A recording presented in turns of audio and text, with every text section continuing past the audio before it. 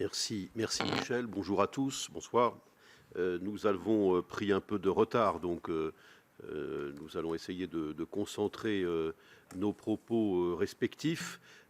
Avant de passer la parole à Stéphane Rosès pour qu'il campe le décor, peut-être quelques points sur lesquels nous avons peut-être des interrogations communes.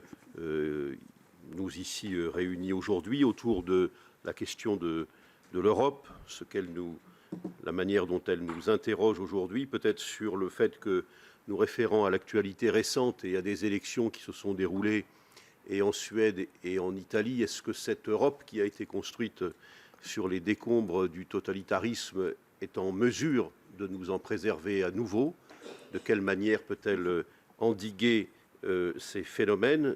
Si on constate leur récurrence, on peut peut-être faire preuve d'un certain scepticisme. Deuxième point sur lequel peut-être nous pourrions avoir des interrogations, c'est sur la confiance dont bénéficie ou dont peut bénéficier cette Europe lorsqu'on se réfère à la manière dont le peuple français, lorsqu'il a été amené à s'exprimer par voie référendaire à deux reprises, en 1992 et en 2005, a montré la première fois d'une courte majorité un emballement plutôt nuancé. La deuxième fois s'est exprimé de façon plus négative. Est-ce que toutes les leçons ont été tirées depuis une quinzaine d'années de cette réalité? Est-ce que si aujourd'hui le peuple français était à nouveau consulté sur la construction européenne ou la manière dont elle opère la poursuite de sa construction, est-ce que nous pourrions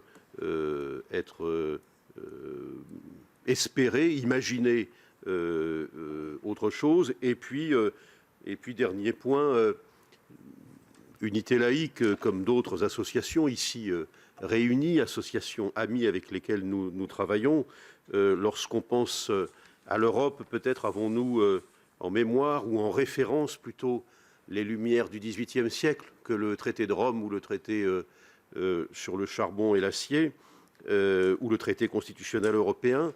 Quelles pourraient être les lumières du XXIe siècle? Et en effet, Michel Vianès le rappelait à l'instant, ce matin, nous avons eu quelques échanges autour de la manière dont les institutions européennes promeuvent le voile islamique. Peut-être, Madame la députée, Monsieur le député, pourrez-vous nous éclairer sur cet épisode tout à fait récent, mais qui indique aussi de quelle manière les institutions européennes peuvent faire corps parfois avec des forces dont la caractéristique n'est pas de s'inscrire dans le mouvement des Lumières du XVIIIe siècle précisément.